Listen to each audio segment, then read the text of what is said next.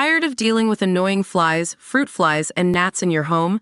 The Zevo Flying Insect Trap is your ultimate solution. Don't wait.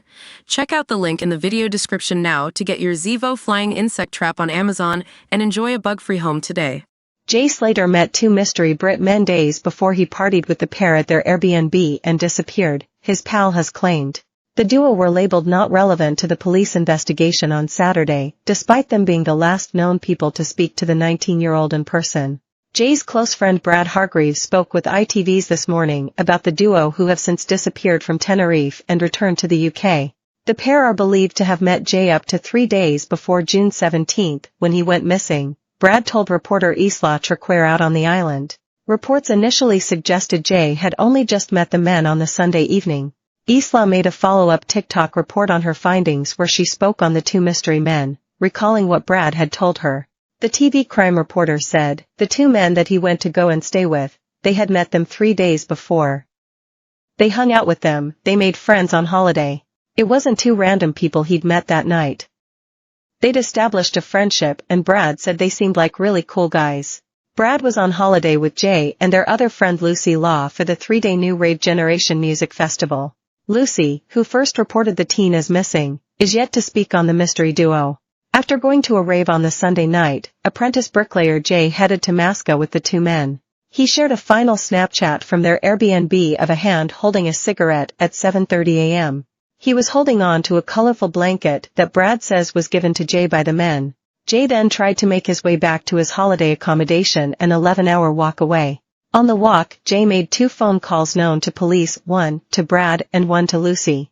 Brad opened up their last conversation, saying Jay wasn't initially concerned about walking back to their accommodation.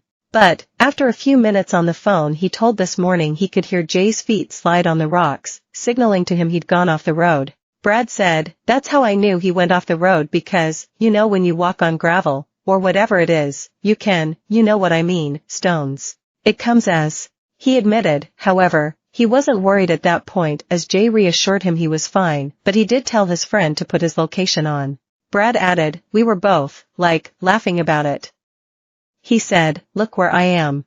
He said Jay then cut off as he had another call waiting, but promised to phone back. Jay is then thought to have spoke with Lucy where his attitude to his situation is said to have worsened.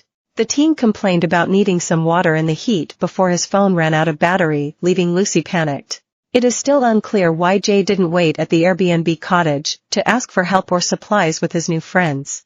The latest twist comes just days after private investigator Mark Williams Thomas called the men key witnesses in the case.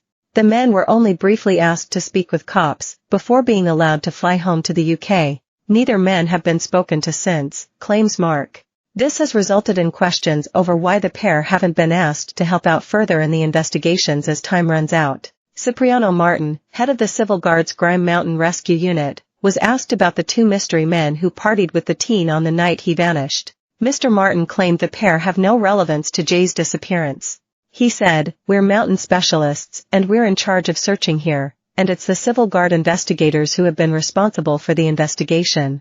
Those men have been spoken to and they don't have any relevance whatsoever for the case."